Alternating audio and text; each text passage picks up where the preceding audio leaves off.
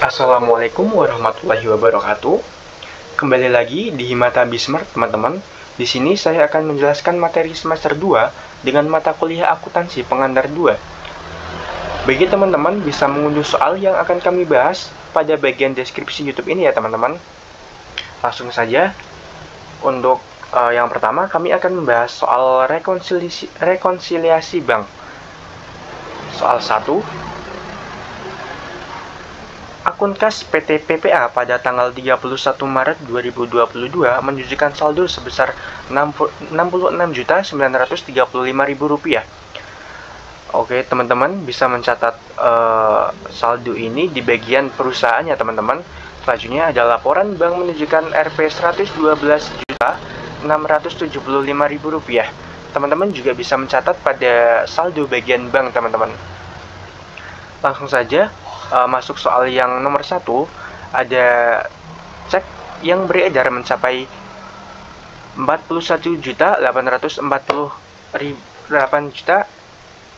Maaf teman-teman, soal nomor 1, cek yang beredar mencapai Rp41.840.000.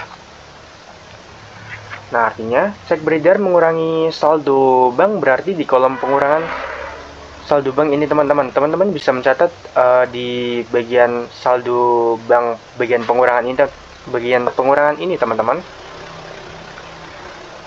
Untuk yang kedua ada setoran perusahaan bulan Maret terlambat dicatat oleh bank sebesar Rp12.200.000. Nah, artinya setoran masih dalam perjalanan, dicatat pada bagian bank, bagian penambahan bank ini teman-teman sebesar Rp12.200.000. Terus ada yang ketiga, sebuah cek sebesar Rp7.250.000 telah salah dibebankan oleh bank sebesar Rp2.750.000.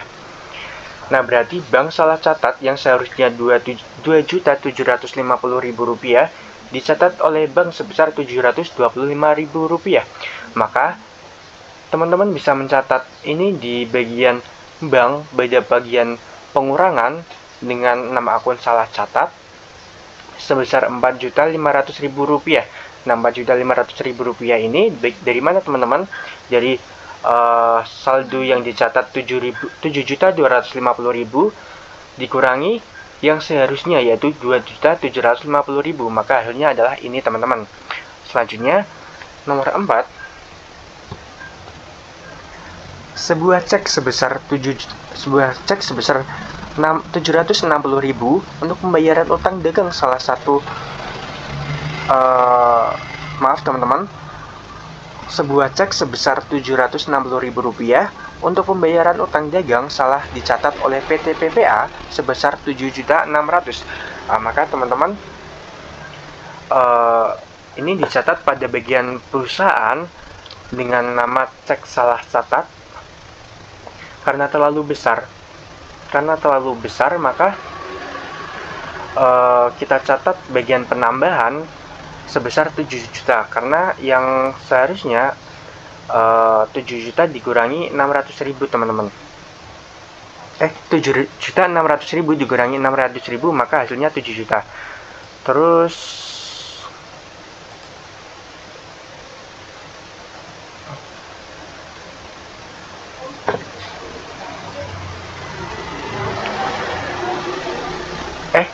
salah.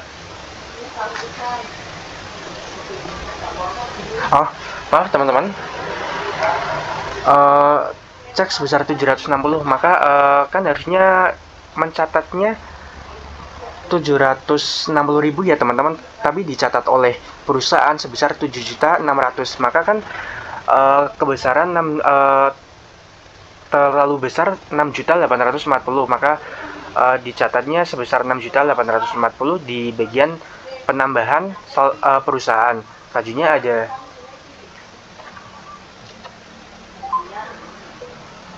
ada penagihan piutang wesel oleh bank nominal Rp7 juta dan bunga Rp385.000, maka dicatat bagian perusahaan sebesar 7 juta piutang wesel dan pendapatan bunga sebesar 385.000 pada bagian penambahan. Nanti kita jumlah teman-teman, dari cek salah catat sampai pendapatan bunga dijumlah terus diletakin bagian sini teman-teman. Oke, selanjutnya teman-teman, nomor 6, beban administrasi bank untuk bulan Maret sebesar Rp125.000 dicatat pada bagian pengurangan perusahaan di bagian sini teman-teman sebesar Rp125.000. Terus selanjutnya ada sebuah cek sebesar 2.500.000 dikembalikan oleh bank karena tidak cukup dananya. Maka ini artinya adalah cek kosong. Teman-teman bisa mencatatnya di bagian pengurangan perusahaan sebesar Rp2.500.000. Terus kita jumlah di bagian pengurangan ini, hasilnya berapa teman-teman? Nah, hasilnya bisa dicatat di sini. Terus kita jumlah teman-teman bagian saldo, terus total tambah pada bagian penambahan perusahaan, terus kita kurangi ini teman-teman, kurangi total kurang dari bagian pengurangan perusahaan. Terus hasilnya sama nggak? Terus hasilnya balance tidak sama bagian yang di sini teman-teman, bagian bank ini. Kalau masih tidak sama, berarti teman-teman ada kekurangan, ada salah pencatatan pada bagian, mungkin pada bagian perusahaan atau pada bagian bank teman-teman. Selanjutnya, soal nomor 2, kita membahas kas kecil. PT PPA menggunakan metode impres untuk mengelola kas kecil. Pada tanggal 1 Januari 2022 dibentuk kas kecil sebesar 8.500.000 dan pengisian kembali setiap hari Senin. Nah, itu kita dicatat di jurnal.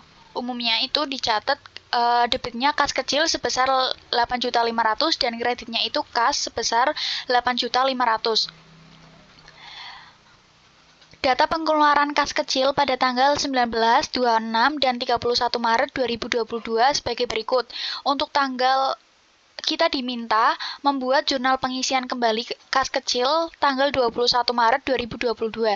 21 Maret itu ada beban konsumsi sebesar 2.900.000, beban rapat sebesar 2.600.000, dan beban lain-lain sebesar 2.200.000. Nah, itu semua beban ditaruh di debit semua. Untuk kreditnya sendiri kita itu menggunakan akun kas sebesar total beban itu 7.700.000. Selanjutnya kita diminta untuk membuat jurnal pengisian kembali kas kecil tanggal 28 Maret dengan jumlah dinaikkan menjadi 12.500.000. Tanggal 28 Maret, beban konsumsi sebesar 2.850.000, beban rapat 3.800.000, dan beban lain-lain 1.800.000. Berhubung kas kecilnya dinaikkan, tadinya kan kas kecilnya ada 8.500.000, terus dinaikkan menjadi 12.500.000, berarti otomatis 12.500.000 dikurangi 8.500.000, hasilnya ada 4 juta. Untuk kas kecilnya ditaruh di bagian debit 4 juta. Untuk kreditnya sendiri kita itu kas dengan jumlah seluruh debitnya itu, beban konsumsi, beban rapat, beban lain-lain, dan kas kecil. Total 12.450.000. Selanjutnya kita diminta membuat jurnal penyesuaian per 31 Maret jika kas kecil tidak diisi kembali. 31 Maret, beban konsumsi 1.900.000, beban rapat 3.500.000, dan beban lain-lain 2.600.000. Untuk semua beban ditaruh di debit semua. Terus untuk kreditnya kas kecil, berhubung kas kecil itu nggak diisi kembali, berarti nanti kas kecilnya kita tutup. Kas kecilnya berarti jumlah dari seluruh beban yang ada di debit itu 8 juta ribu. Terus berhubung tadi itu kas kecilnya nggak diisi kembali, kita nutup akun kas kecil di tanggal 31. Untuk nama akun yang di debitnya itu kasnya 4.500.000 dan kas kecilnya itu 4.500.000. Terus kita diminta membuat akun kas kecil. pada tanggal 1 Januari itu kan kita itu pembentukannya itu sebesar 8.500.000 di bagian debit. Terus tanggal 28 Maret kita mengalami kenaikan kas kecil 4 juta. Berarti totalnya 8.500.000 ditambah 4 juta, hasilnya 12.500.000 di bagian debit. Tanggal 31 Maret kita membuat jurnal penyesuaian ada di kredit 8 juta. Berarti tadi 12.500.000 dikurangi 8 juta, hasilnya 4.500.000. Selanjutnya tanggal 31 kita menutup akun kas kecil di bagian kredit sebesar 4.500.000. Berarti kan tadi sisanya 4.500.000 dikurangi 4.500.000, hasilnya 0. Selanjutnya soal nomor 3 kita membahas cadangan kerugian piutang. Saldo rekening piutang dagang dan cadangan kerugian piutang pada tanggal 1 Januari 2021 adalah piutang dagang di bagian debit sejumlah 103 juta. Cadangan kerugian piutang di bagian kredit sebesar 6.180.000. Nah, berarti itu dimasukin ke saldo awal piutang dagang dan cadangan kerugian piutang. Masukin ke buku besarnya. Piutang dagang kan tadi saldo awalnya 1.103 juta dan untuk cadangan kerugian piutangnya itu ada 6.180.000. Transaksi selama tahun 2021, pertama, penjualan secara kredit sebesar 258 juta. Nah, berhubung penjualannya itu secara kredit, berarti untuk debitnya kita akunnya piutang dagang sebesar 258 juta dan kreditnya itu penjualan sebesar 258 juta. Untuk piutang dagangnya kita masukin ke dalam buku besar. Di bagian debit 258 juta, berarti tadi untuk saldo awal kan 103 juta ditambah 258 juta, hasilnya 361 juta. Yang kedua, retur dari penjualan barang dagangan secara kredit sebesar 12 juta. Untuk yang debit, akunnya itu retur penjualan sebesar 12 juta dan kreditnya itu piutang dagang sebesar 12 juta. Untuk piutang dagang kita masukkan ke buku besar. Tadi berhubung piutang dagangnya itu ada di bagian kredit, berarti kita masukin di bagian kredit sebesar 12 juta. 361 juta dikurangi 12 juta, hasilnya 349 juta. Selanjutnya, penerimaan kas dari pelunasan piutang sebesar 260 juta. Untuk debitnya berarti kan kita nambah kasnya 260 juta dan kreditnya itu piutang dagang sebesar 260 juta. Untuk piutang dagangnya seperti biasa kita masukkan ke dalam buku besar. Di bagian kredit sebesar 260 juta, berarti debitnya kan tadi sisanya 349 juta dikurangi 260 juta, hasilnya 89 juta. Selanjutnya, penerimaan kembali piutang yang sudah dihapus tahun lalu sebesar 1.050.000. Untuk debitnya, kita akunnya kas sebesar 1.050.000. Untuk kreditnya cadangan kerugian piutang sebesar 1.050.000. Untuk cadangan kerugian piutang, kita masukkan ke dalam buku besar cadangan kerugian piutang. Di bagian kredit sebesar 1.050.000. Berhubung tadi saldo awalnya cadangan kerugian piutang itu ada 6.180.000, berarti 6.180.000 ditambah 1.050.000, hasilnya ada 7.230.000. Selanjutnya, ada penghapusan piutang yang tidak tertagih sebesar 4.500.000. Untuk debitnya, akunnya itu cadangan kerugian piutang sebesar 4.500.000 dan piutang dagangnya itu 4.500.000. Untuk cadangan kerugian piutang dan piutang dagang itu kita masukkan ke dalam buku besar. Cadangan kerugian piutang ada di posisi debit sebesar 4.500.000, berarti tadi 7.230.000 dikurangi 4.500.000 hasilnya 2.730.000. Sekarang yang piutang dagang, berarti kan tadi piutang dagang di jurnal umum ada di posisi kredit, kita masukin ke buku besarnya di posisi kredit sejumlah 4.500.000. Berarti kan tadi 89 juta dikurangi 4.500.000 hasilnya 84.500.000. Selanjutnya, perusahaan menggunakan metode persentase saldo piutang dalam menghitung cadangan kerugian piutang sebesar 6%. Nah, berarti itu kita menghitung 84.500.000 itu dari piutang dagang yang paling akhir. Terus dikurangi dikali 6%. Sama dengan hasilnya itu 5.070.000. Nah, 5.070.000 itu dikurangi sama cadangan kerugian piutang yang 2.730.000. Hasilnya itu berarti dari 5.770.000 dikurangi 2.730.000 hasilnya ada 2.340.000 beban kerugian piutang dan cadangan kerugian piutang dikredit 2.340.000. Selanjutnya, laporan posisi keuangan per 31 Desember. Untuk piutang dagangnya, tadi kan di buku besar jumlahnya 84.500.000. Untuk cadangan kerugian piutangnya ada 5.070.000. Berarti piutang dagang dikurangi dengan cadangan kerugian piutang 84.500.000 dikurangi 5.070.000 hasilnya 79.430.000.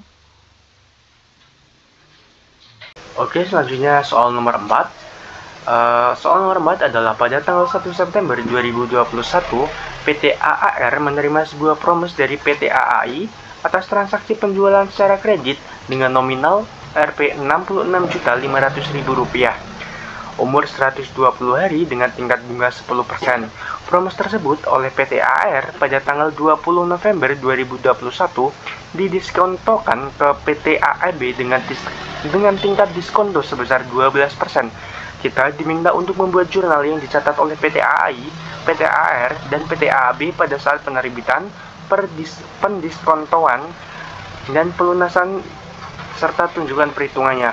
Nah, sebelum itu kita hitung dulu tanggal jatuh temponya. Kan tadi jangka waktu vesselnya adalah 120 hari. Terus kan kita mulai dari tanggal 1 September ya. Jadi pada bulan September itu jumlah harinya 30 dikurangi kita mulai tanggalnya. Jadi hasilnya 29 hari. Untuk Oktober kita ada 31 hari jumlahnya, dan juga November kita ada 30 hari. Maka kita jumlahkan hasilnya 90 hari. Untuk maka selanjutnya kita kurangi jangka waktu vesselnya 120 hari dikurangi jumlah dari pertambahan September, Oktober, November yaitu 90 hari, maka hasilnya adalah 30 hari yaitu bulan Desembernya. Selanjutnya kita menghitung ada bunganya. Bunganya adalah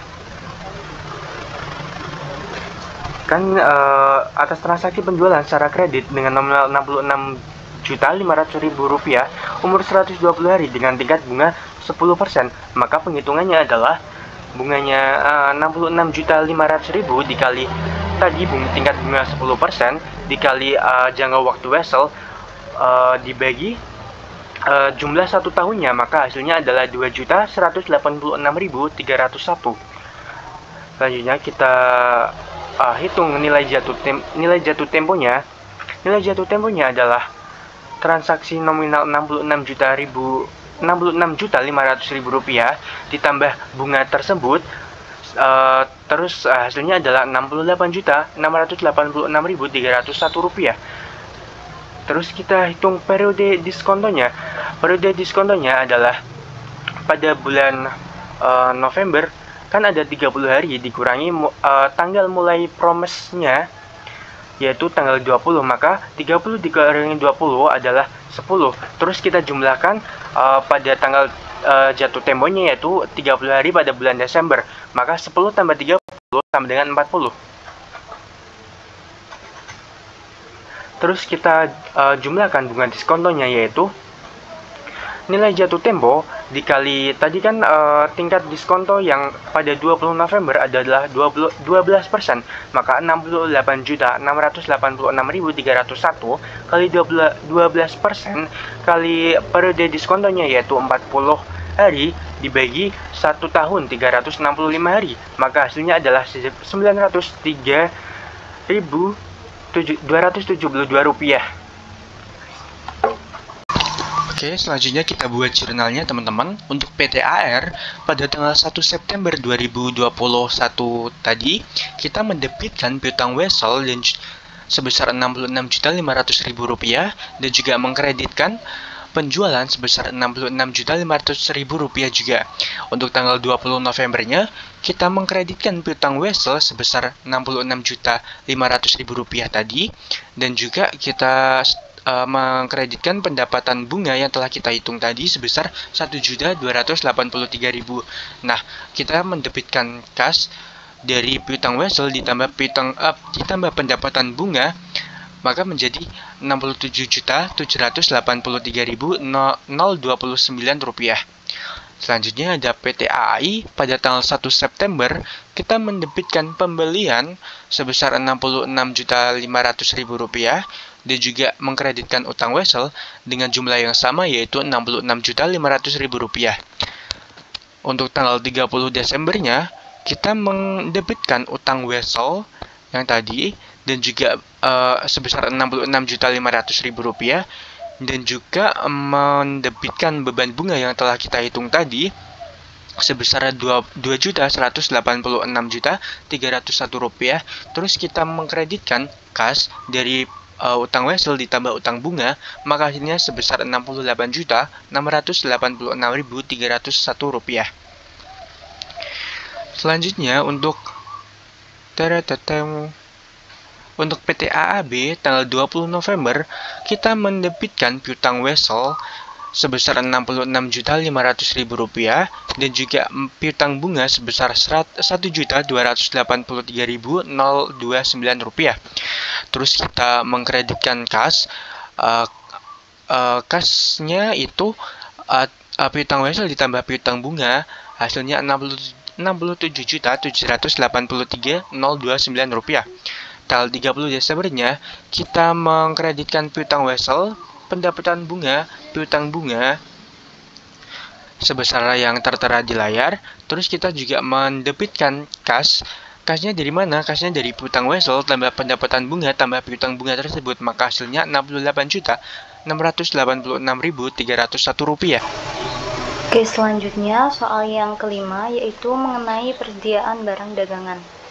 Langsung saja kita ke perhitungan. Yang pertama, kita diminta untuk mencari persediaan akhir. Persediaan akhir dapat kita peroleh dengan menambahkan saldo awal ditambah dengan pembelian dikurangi dengan penjualan. Di soal tertera saldo awal 8.200 unit, pembelian 9.000 unit dan 7.000 unit, kemudian dikurangi dengan penjualan 8.900 unit dan 6.600 unit, sehingga persediaan akhir diperoleh 8.700 unit. Yang kedua, dengan metode FIFO atau first in first out. Nah, di sini kita menggunakan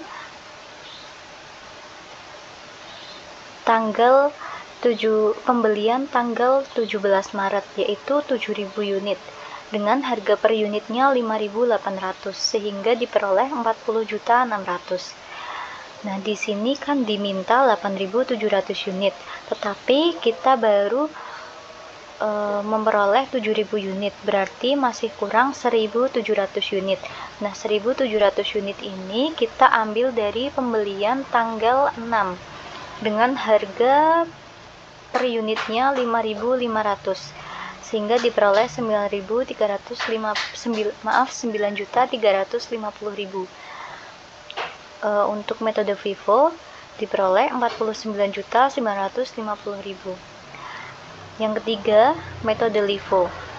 Metode LIFO kita menggunakan persediaan yang sudah lama di gudang. Berarti kita menggunakan saldo awal 8.200 unit dengan harga per unitnya 5.000, sehingga didapat 41 juta. Nah, untuk menghasilkan 8.700 unit berarti kita masih kurang 500 unit. 500 unit ini kita menggunakan pembelian tanggal 6 dengan harga per unitnya 5.500 unit, sehingga diperoleh 2.750.000. Untuk metode LIFO berarti 43.750.000.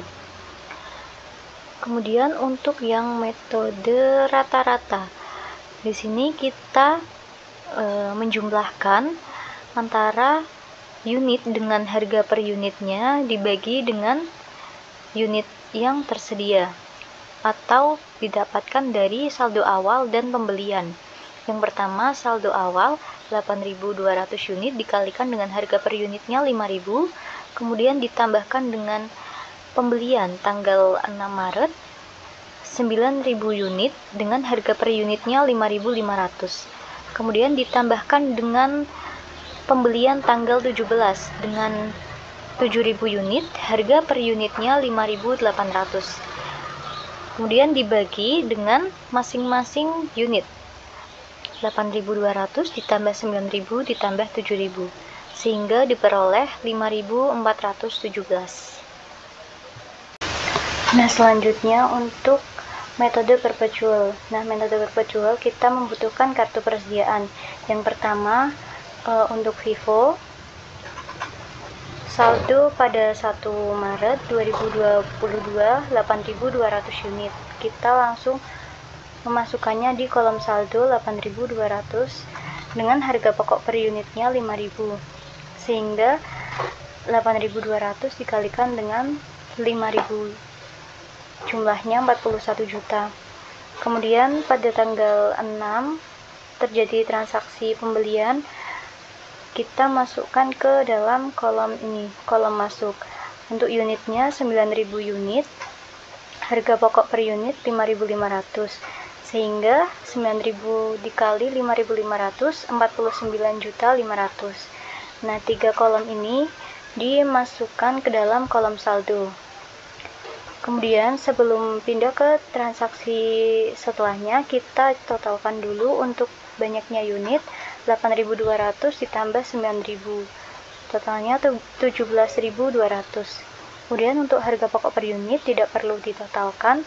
Nah, untuk jumlahnya di total 41 juta ditambah 49.500, totalnya 90.500. Kemudian pada tanggal 10 transaksi penjualan. Nah, untuk transaksi penjualan kita masukkan ke dalam kolom keluar.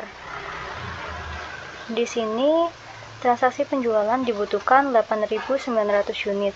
Karena kita memakai metode FIFO, berarti kita ambil dari persediaan awal terlebih dahulu untuk menghabiskan stok. Jadi yang pertama 8.200 diambil dari persediaan awal dikalikan dengan harga pokok per unitnya 5.000. 8.200 dikali dengan 5.000, 41 juta.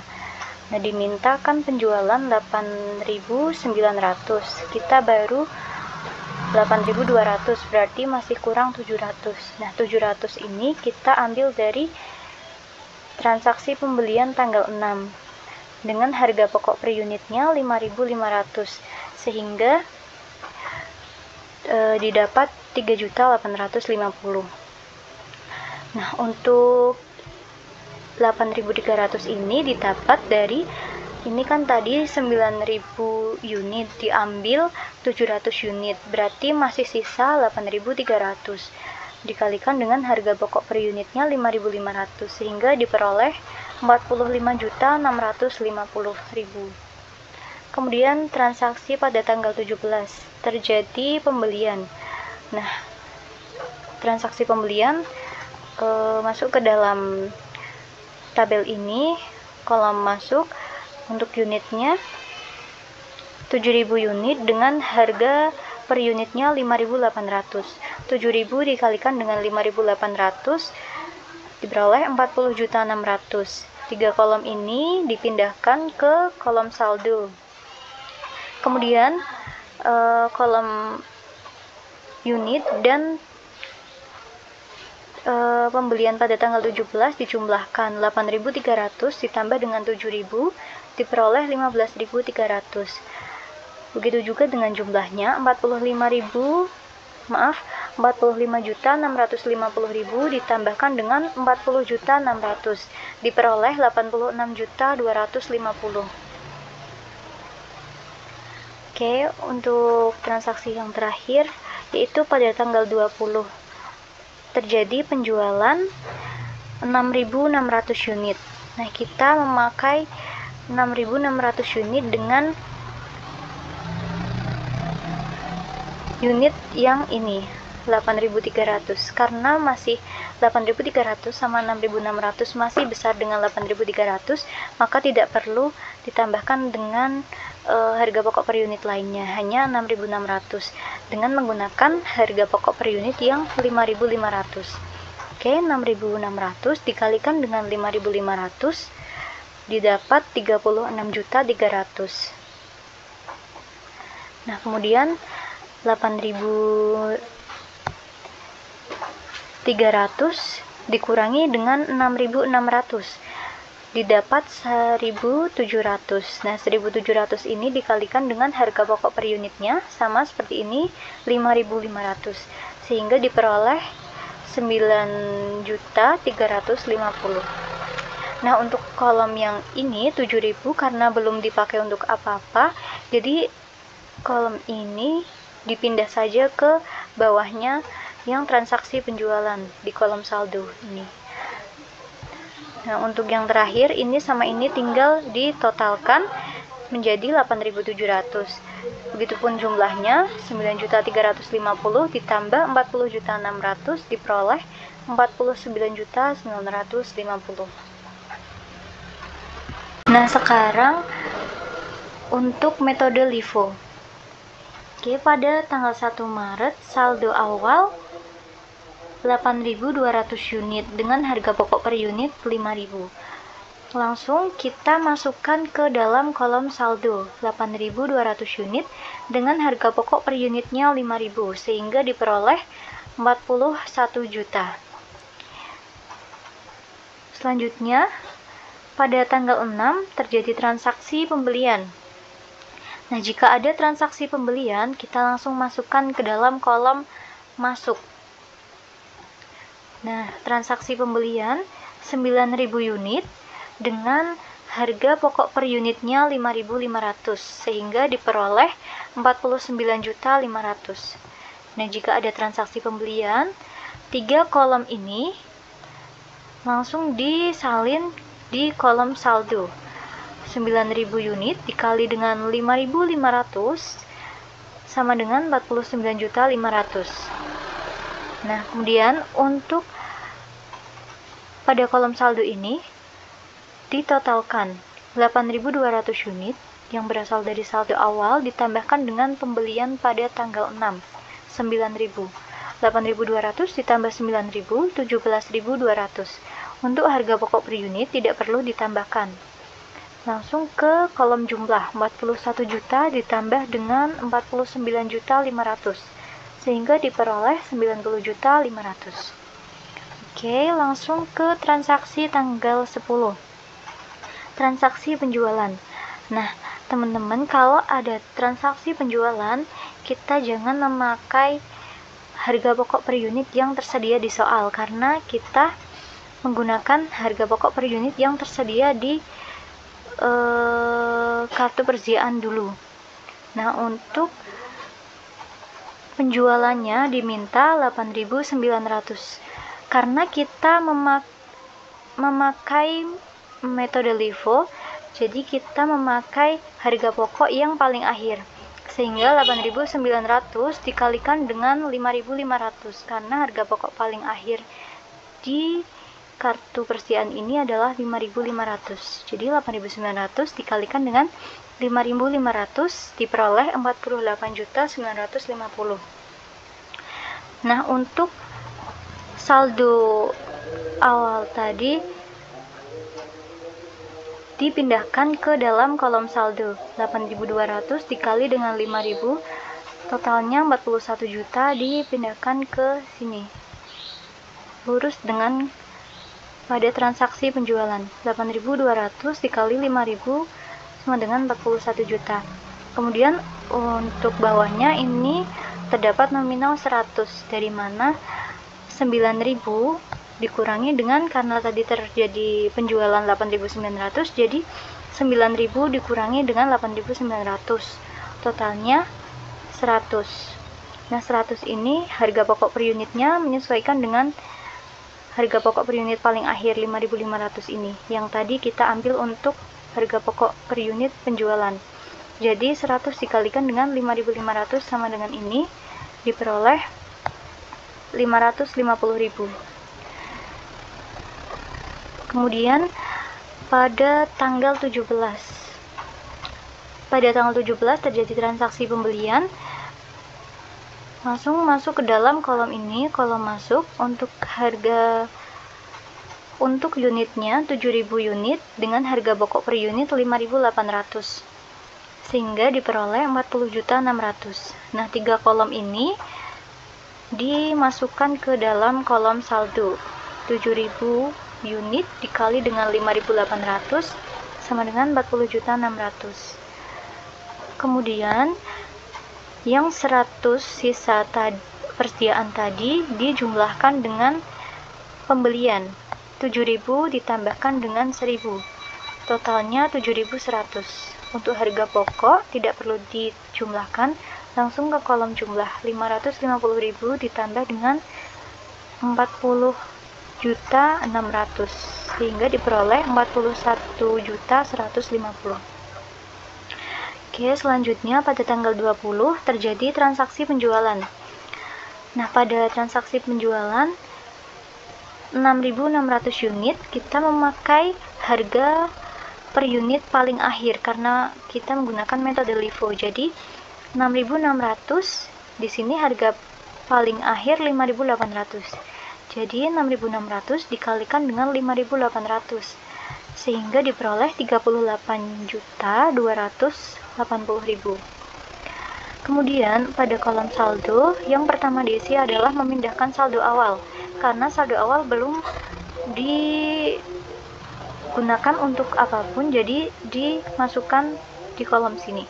8.200 dikali 5.000 sama dengan 41 juta.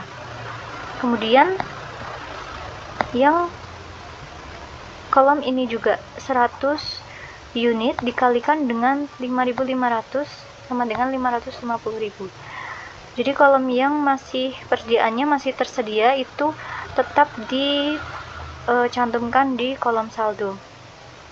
Nah, kemudian ini 400 dari mana? 400 dari 7.000. Ini kan tadi sudah dipakai untuk penjualan. Jadi 7.000 dikurangi dengan 6.600. Diperoleh 400. 400 masuk ke dalam unit dengan harga pokok per unitnya 5.800, sehingga diperoleh 2.320. Nah, setelah itu yang terakhir adalah menjumlahkan 8.200 ditambah dengan 100 ditambah dengan 400 sama dengan 8.700.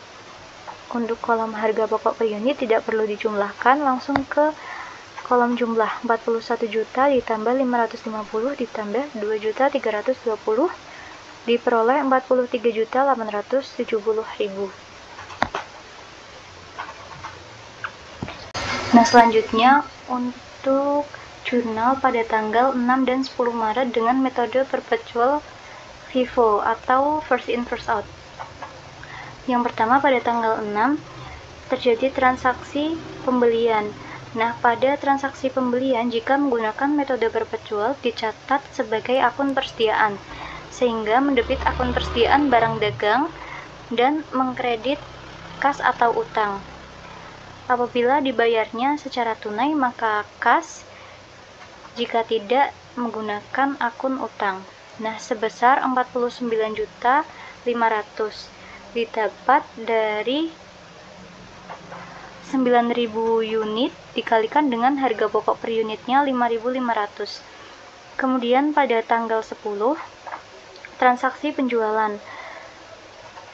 Pada transaksi penjualan, kita memakai debitnya kas atau piutang, tergantung secara pembayarannya secara tunai atau tidak. Nah, kemudian untuk kreditnya sendiri persediaan barang dagang. Nah, untuk nominalnya 106.800.000 diperoleh dari 8.900 unit dikalikan dengan 12.000. Sekian dari kami.